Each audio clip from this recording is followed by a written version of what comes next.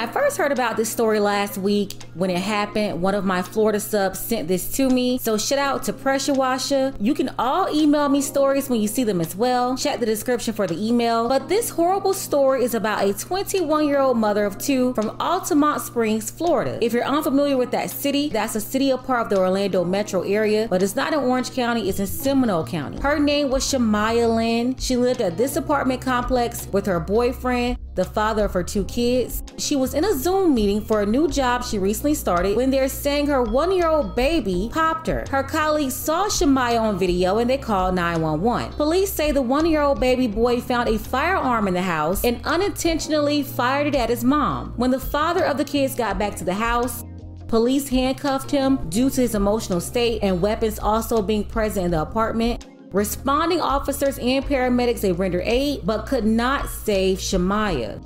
She passed away right there, and it's a very, very sad story. These two kids, they won't have their mother anymore and possibly their father because he may be facing charges.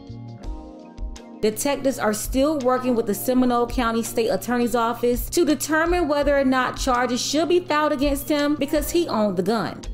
The baby daddy was questioned but not arrested. And Shamaya's family, they have both of the kids right now. Here's what bothers me about the situation too. It was a very tragic accident indeed, and now you have people blaming the dad, saying he should be put in prison, asking why did the father even have the weapon, or saying it wasn't licensed or illegal. And for everybody out there, please understand, in the state of Florida, you do not need a license or permit to buy a firearm. The father is not sketchy or a criminal. He was not a convicted felon, so he had the right to have that protection. One thing about American media is they've done a great job at scaring people and discouraging citizens from exercising their right to have protection. So basically, they have programmed you to automatically think that everyone exercising this right, especially black men, they must be up to no good. And we've got to stop doing that. I understand that some people from states where they have very strict laws, they may not understand that it's extremely common to have a firearm in places like Florida, Georgia, Louisiana, and Texas. And I'm talking aunties and grandmamas even have them in states like this. And you have law-abiding citizens with collections of them. Now here's the real problem. The problem is they didn't secure it, and both parents are negligent of this because they both had access to it. In addition to firearms, you have to make sure you keep sharp objects and anything else that could be dangerous away from your kids. Like in this picture here, Shamaya posted this picture of her baby, the one involved in the incident, and she didn't notice that a box cutter was in plain sight and reach of him. And this is how accidents happen. So just be careful with your babies out there. But the situation did happen, and the father just might be held accountable for it.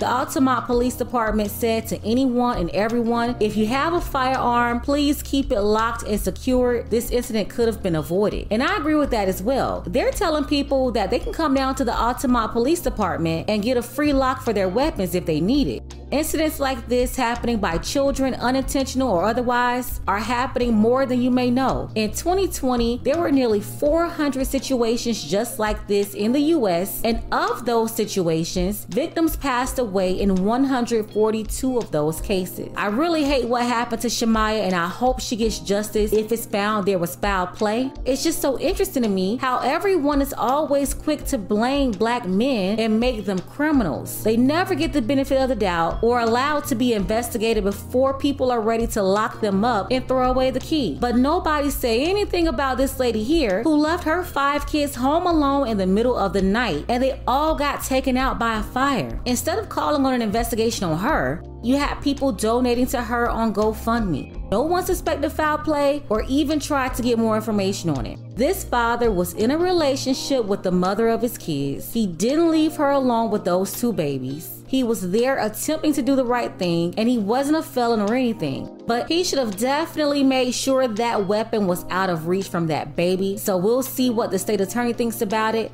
whether or not they're going to file charges. But it's really just a sad situation all around. Shout out to Rico So Dope 85, Dark Power, and Anthony W. Thank you all for supporting this channel. Want to see more content like this? You can support this channel as well. The link to the Cash App is below in the description. Ladies, fellas, want a balanced analysis? Want the truth? Then you're going to want to subscribe to this channel, and don't forget to like and share.